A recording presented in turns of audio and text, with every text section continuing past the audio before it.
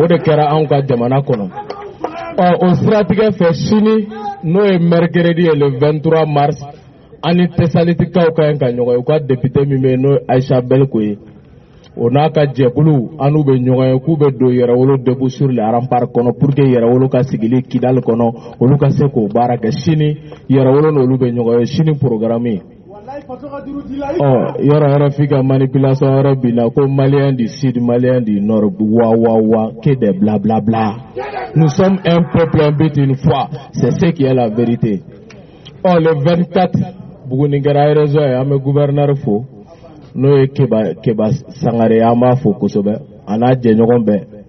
O nɔ kan ka ɲi ka don Buguni kɔnɔ le jeudi 24 à partir de 10h ani Bugunikaw bɛ ɲɔgɔn ye les 54 communes de la région de Buguni o bɛɛ représentants ni Yɛrɛwolo comité de pilotage bɛna ɲɔgɔn ye le mouvement des jeunes leaders pour olu fana ka don Yɛrɛwolo kɔnɔ cogo min na an ka cheminer ensemble pour la libération de la patrie o baara bɛ kɛ jeudi le 24. O kɔfɛ le 25 anw tile bɛnna ma ko Aigle national ma ka taa mondial la n'o coupe du monde c'est-à-dire tournoi min ka bon ni diɲɛ ballontan tournoi bɛɛ ye Modibo Keita ka Mali ma taa o tournoi la a ka gɛlɛn dɛ Sunjata ka Mali ba ka ye o tournoi kɛnɛ kan bi o wale de b'a ni Tunisie ni ɲɔgɔn cɛ vendredi à partir de 15h stade 26 mars la Yirimajɔ Yɛrɛwolo ye wele da Mali sifinnakaw sijɛw Mali densɛbɛ bɛɛ ma bɛɛ ka bɔli min ɲɔgɔn ma ka kɛ ka taa an ka samata sɛgɛw kɔkɔrɔma don an bɛ ɲɔgɔn sɔrɔ Kize la an bɛ fara ɲɔgɔn kan an bɛ taa ka taa Aigle kɔkɔrɔma don parce que n'i ko bɛ jamana bɔ nɔgɔla la i bɛ secteur bɛɛ la Ala yɛrɛ y'a kɛ Yɛrɛwolo kumalasela dɔ ye ne o kalifa jɔyɔrɔ kalifalen bɛ ne la bi ne de fana bɛ CNT kɔnɔ min ye sifinnakaw ka kuru ye ne de jɔlen bɛ o ɲɛmɔgɔya la CNT kɔnɔ yɔrɔ kɔni si bin n'a tɔmɔminan kɔnɔ a bɔra ballontan ko la a kɛra fibre patriotique ko de ye an bɛɛ ka bɔ Asimi ye appel ba dɔ de kɛ Kucala min panna mɔgɔ caman tulo kan a ko Kucala y'a kɛ bi Mali kɛra premier kɔɔri la kotɔ ye min ye sanu kɔfɛ Mali ka économie sigilen don deuxième force min kan o de ye l'or bila o de la u bɛ kotɔ wele l'or bila après l'or Mali ka jamana sɔrɔ bunakun kan min ka ladonta ka ca n'a bɛɛ o de ye kɔɔri ye ko Mali kɛra premier kɔɔri la k'a bɛ bɛɛ wele bɛɛ ka kɛ premier i ka domaine na. Ça c'est une interpellation historique a ye min lancé mécaniciens ma o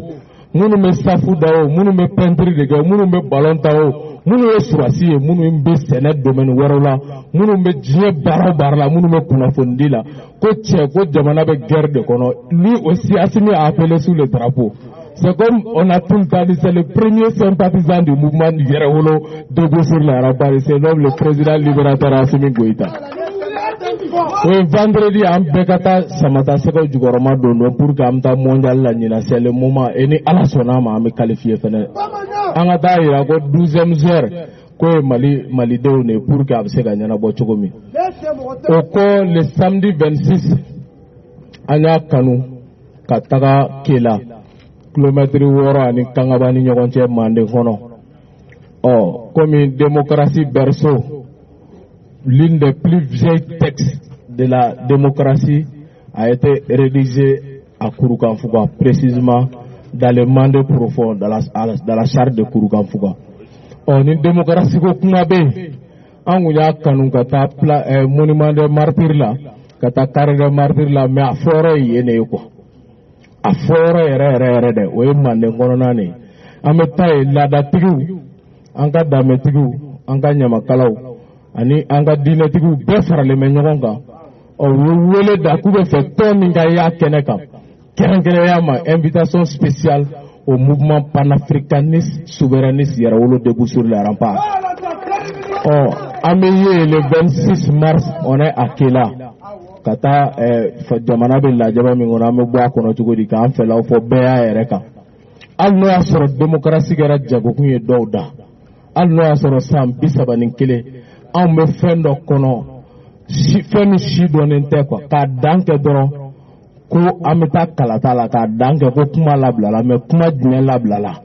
u yɛrɛ ka démocratie bilan u y'o de fɔ ko kuma labilala mais mɔgɔ tɛ galonda mɔgɔ la nka mɔgɔ fana tɛ mɔgɔ bloqué dɛ an bɛɛ suwalen don i ye min kɛ i y'o de kɛ min ma kɛ o ma kɛ dɛ an fa y'a mɔkɛ ye an kɔrɔ ye i ka bonya b'a ɲɔrɔ an tɛ galonda i la an tɛ dɔgɔya mɛ kari i ye nin doni ta i dɛsɛra nin kɔrɔ bɛ i natɔ ye nin layidu ta i ko ko ka jɛ i nalen a tɔ nɔgɔra i nana k'i bɛ surɔfɛn kɛlɛ e nalen a kɛra tileganfɛfɛn e nana k'e bɛ ekɔli la tile e nalen ekɔli kɛra n t'a si dɔ ye kɛnɛya tiɲɛna aw bɛ boli aw yɛrɛ ka kɛnɛya dilannen ɲɛ aw bɛ taa min an ka démocratie président fɔlɔ bɛ boli de ka avion ta ka taa ko kɛnɛya tɛ yen donc aw ye peuple janfa o la dɛ aw ye Musa gɛnne ko peuple k'i ta sɔrɔ ko maa kelen sɔrɔ tɛ sɔrɔ ko fɔ bɛɛ ka dɔ sɔrɔ an hakili b'a faraziniw na o ko ko ka jɛ o kumaw de fɔra o kuma o layiduw taara min n'olu ma primɛ aw ko armée ma ɲi aw nalen jamana minɛna 100 la 80 an ko bilan kɛ ɲɔgɔn o tɛ juguya ye dɛ ala ko k'a ka danfɛn bɛɛ la adamadenw de ko ka da ye n'a bɛɛ adamaden de ka da ye n'a bɛɛ o m'a bali dɛ a ye jahanama jɔ ka tila ka arijinɛ jɔ kɔ ko ni minnu ye juguman kɛ i bɛ juger i bɛ taa yan fɛ dɛ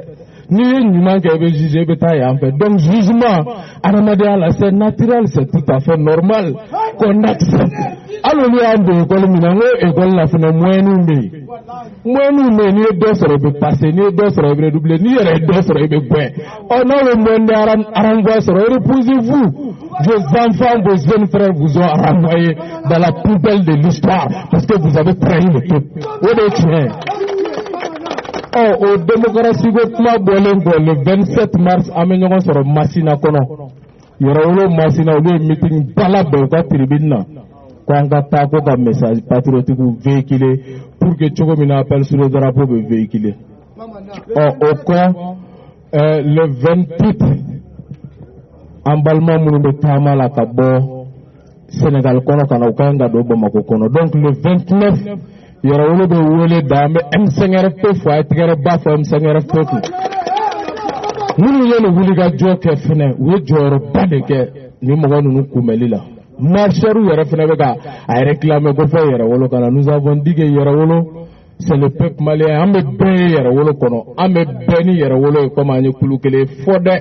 n'i sɔnna k'i bɛ tigɛ di kɛnɛma jugu ma Mangoni n'o ye Faransi ye ni dogotu banna o ye k'i bɛna Mali janfa non ça sera sans pitié o de b'an bolo ka ɲɛsin ma donc o kama an ni bɛɛ bɛ k'olu kunbɛnniw kɛ an bɛ docteur Alayi Bokum fo a ka wulikajɔ la ka camarade Ibrahim Ajabiyago ye min ye comité national d'accueil président ye ni Yɛrɛwolo yɛrɛ ɲɛmɔgɔ don Tombouctou kɔnɔ an bɛ Ibe fo ka Alayi Bokum fo ka bɛɛ fo a n'a ka kulu CPM M5RFP tout ce que le gouvernement déploie comme effort pour que ka mɔgɔ minnu tagamara ko Macky Sall de bɛ ka ban ka maliyɛnw jalaki ko mais le peuple sénégalais est frère avec le peuple malien.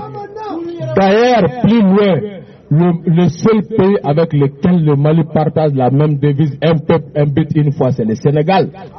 Et encore, Mali et Sénégal, le drapeau, qu'il a la seule différence de l'étoile verte qui est au centre du drapeau sénégalais. Donc, le peuple, c'est qu'à quoi de Nyogama, parce qu'il y a des pratiques oligarchiques, ça et là. Donc, le mardi 29,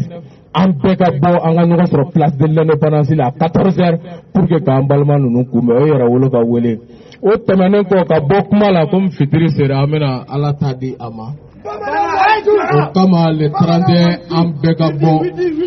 an ka taa Farabana kɔnɔ hali n'o y'a sɔrɔ an ka ɲɛmɔgɔ a balima dɔ fatura Ala ka hinɛ a la Ala k'a dayɔrɔ suma le 31 mars an bɛɛ bɛ ɲɔgɔn sɔrɔ Farabana kɔnɔ pour que ka taa Yɛrɛwolo debout sur les remparts Farabana olu ka meeting ba ka t'o bila sen kan donc an bɛ bɛɛ fo que Dieu bénisse le Mali et debout sur les remparts merci beaucoup.